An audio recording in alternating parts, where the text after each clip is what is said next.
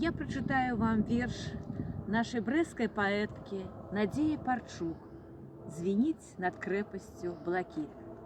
Гэты верш я хочу прысвяціць абаронцам брэсцкай крэпасці, абаронцам брэсцкага чыгуначнага вакзала, вызвалителям горада Брэста, а таксама маім родным, майму дзеду Александру, які прапаў без вестак у першыя месяцы вайны, майму бацьку Якаву Баранаву, які 17гадовым хлопчыкам пайшоў на вайну і прайшоў всю вайну, маёй цётцы, цёці Марусі, абаронцы Ленінграда, маёй бабулі Марыі Баранавай, якая была в эвакуацыі з маленькімі пляменніцамі і мусіла жабраваць, каб не памерці з голаду.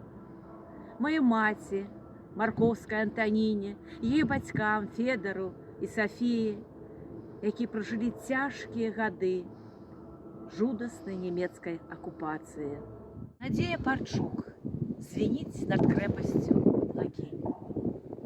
Жывы поток з янтаных душ ад самай раніцы бясконца цячэ ў распятую звязду. Нясе свой смутак і нуду, каб пакланіцца абаронцам.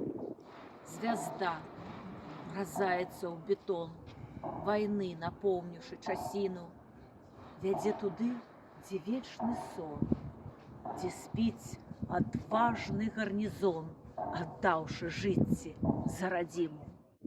І стынуць сэрцы каля пліт, о, колькі тут крыві праліта.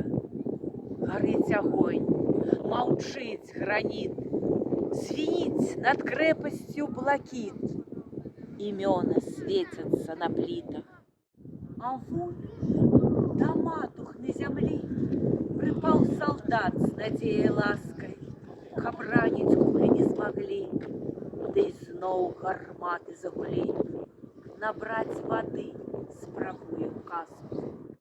Вунь штык, уторкнуты ў зямлю, людзей да міру заклікае, нібыта кажа: мір люблю, да волі воінаў вас малю, хай абаронцы спачуваюць. Якой вялікай цаной здабыта наша перамога! Пад гукі светлыя званоў на плітах прозвішчы сыноў ад сонца зяюць залатога.